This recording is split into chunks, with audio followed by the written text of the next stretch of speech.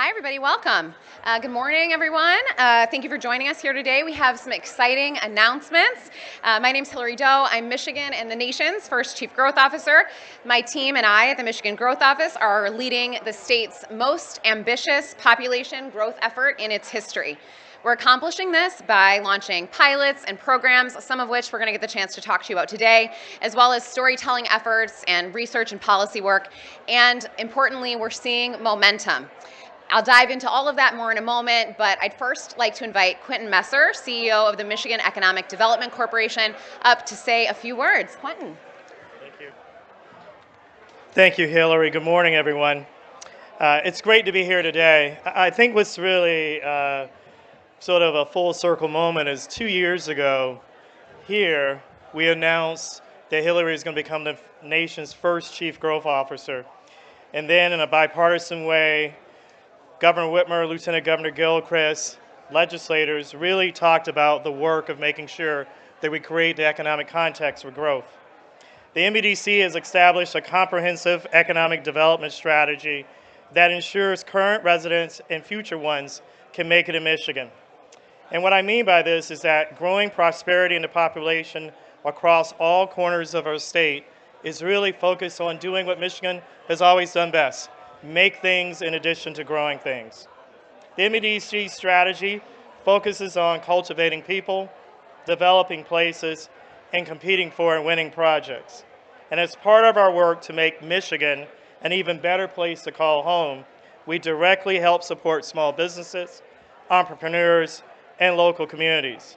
Our footprint and impact from last year alone can be seen everywhere you look, from the 3,400 housing units under construction for families across the state, 850 people who brought their small business dreams to life through MEDC and partner support, 1,100 interns placed at key industry employers, and 3,000 people hired or trained in good-paying jobs. These are but a few of the things that we at MEDC as part of Team Michigan have done. We know that young talent is looking for great places, great opportunities, and welcoming communities when deciding where they will call home. And MEDC is committed to ensuring Michigan has those on both peninsulas and in all 83 counties.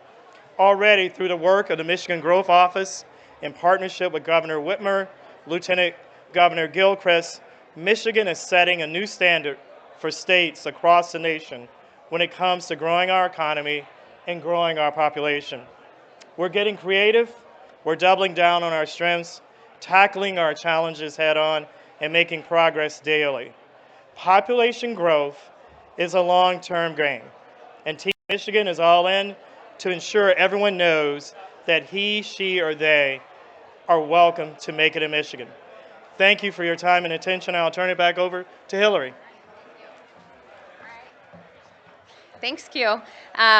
So as we get started, I want to take a moment, if you'll all bear with me, to fill everyone in on some of the positive growth and momentum that Michigan's already seeing since this effort was announced, 2 years ago right here.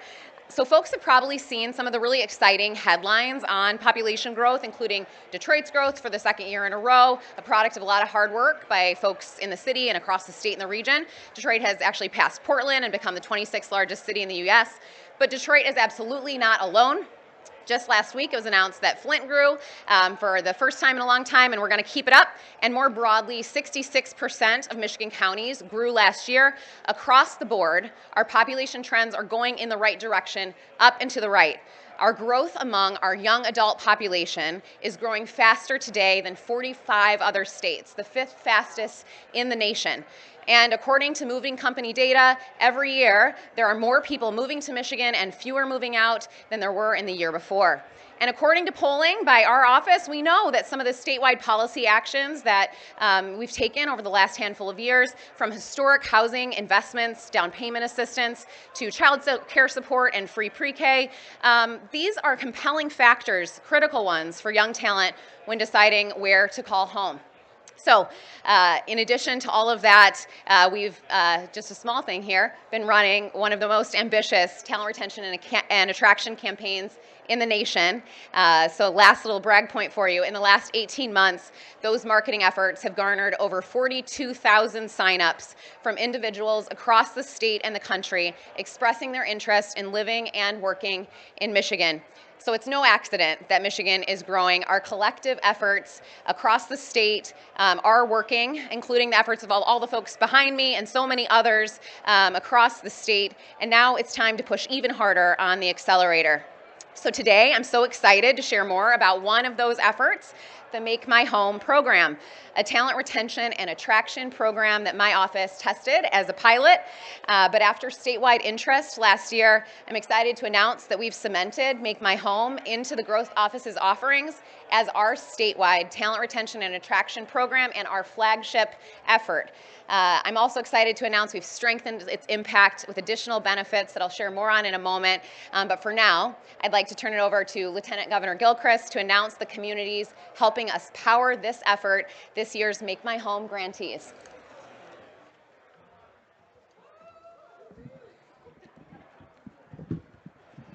Y'all should be clapping for Hilary. She's been great.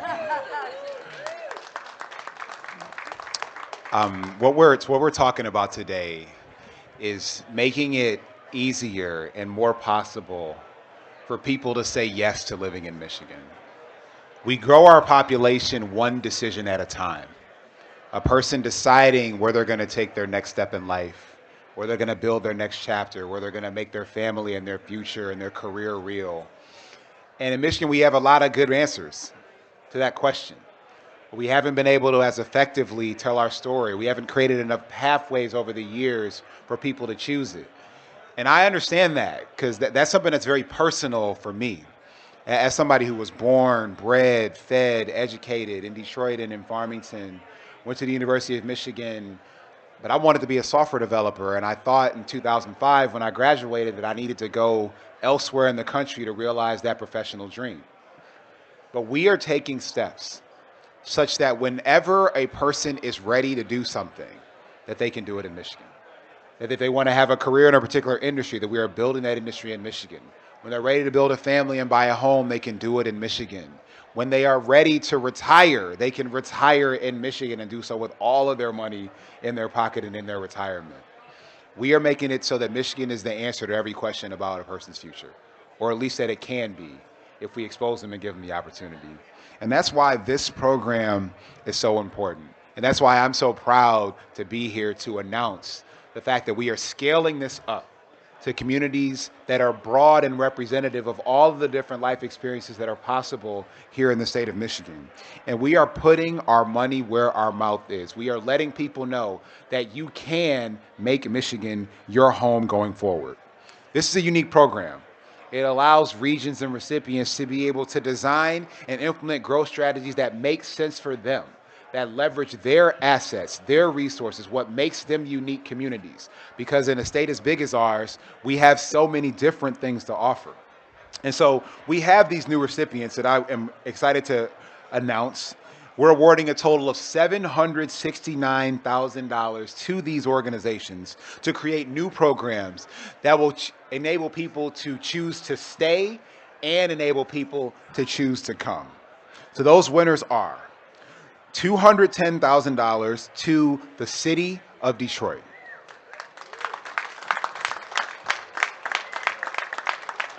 $100,000 to the International Center of Greater Flint, $200,000 to K Connect in West Michigan, $200,000 to Michigan Women Forward, and $59,000 to Traverse Connect. Now, on top of these awardees, we are also excited to announce that Discover Southwest Michigan, a recipient of Make Michigan Home grants from last year, is now accepting applications for their Make Michigan Home program. They're offering down payment assistance on the purchase of a home, free college tuition, school enrollment help, job placement services, and so much more. This program will grow the population in Berrien County, Cass County, and Van Buren County and save future residents, people who have not yet said yes but will say yes to living in those three counties, up to $14,000 in the process of making that choice. Job seekers who are 18 or older and are interested can visit michiganlife.org/makemihome, or you can call the office and we'll be happy to make the case to you for why you should move. And I've taken some of those calls personally, and I'm pretty convincing. Because the truth is, if a person is ready to take a step, if they're ready to build something, if they're ready to put an idea into the world, if they're ready to start a business or find a co-founder or grow a business, if they're ready to retire or build a family or have a child, if they're ready to find their next mate, Michigan's the best place to do it. And this program helps makes that more possible. So congratulations to our award recipients. We are so excited about what you're going to build, and we're so excited about what these new Michiganders are going to do to make Michigan an amazing place. Thank you so much. Move this. I'm not even short. All right. All right, thank you. It's so exciting. It's such a great day.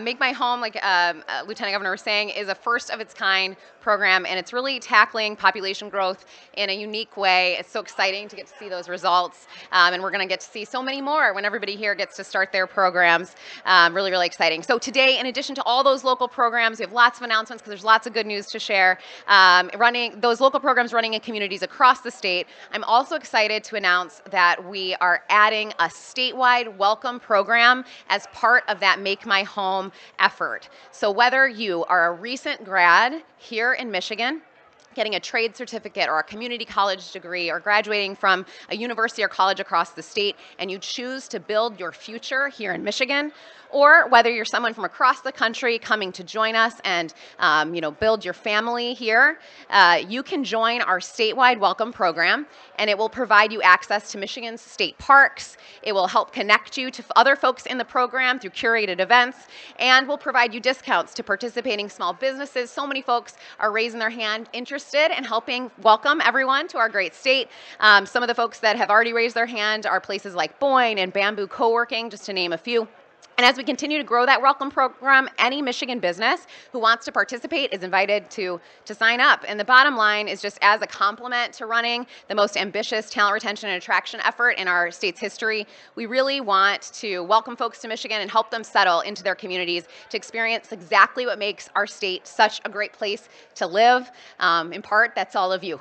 So go say hi to your neighbors. Every Michigander can lock arms with us and ensure we're continuing to make our state an even better place to call home every day. Folks interested in joining the Welcome Program, or for more information and participating in Make My Home, any of the local programs or the Welcome Program, can visit michiganlife.org/make-my, that's M-I, home. It's an exciting day in a beautiful place. We can't wait to welcome you home.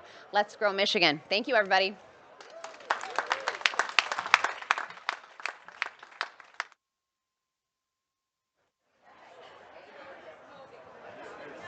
If any members of the media have questions, go ahead and shout them out. So Detroit got the most money? Yeah. Hey there. So Detroit got the most money. Is that a reflection of anything in particular, like size of need or attention from the state, or what should I take away from that? Yeah. So in our pilot funding, actually, the selection committee in that case ended up funding West Michigan a little bit more, but there in each instance was pretty representative funding across the state. I think that's true in this case. It just happened to be a little bit more on the east side this go round.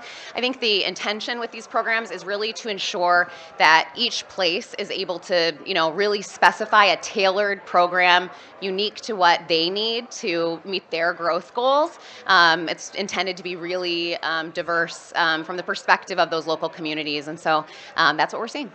Should I introduce myself, by the way? I'm Malachi Barrett from Bridge Detroit. Yeah.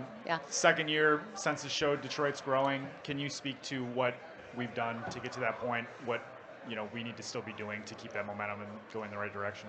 Yeah, I'm curious for other people to jump into. I don't know if you want to. I'd say there's no one thing that we've done, but to Quentin's earlier point, it really is a holistic, I think, perspective that Michigan's been leading the way on, investing in people and talent, for example, but at the same time investing in our places and making sure that we're building wonderful places to live and investing in our strong economic growth, our startup ecosystem, our innovation ecosystem. When we look at the ways the state's growing, our sort of beautiful places and natural beauty plays a key role, but so does, frankly, our growth in manufacturing and in our startup ecosystem. We can see why folks are moving here, and both of those are really important in equal measure. So I don't know if anyone wants to add anything else.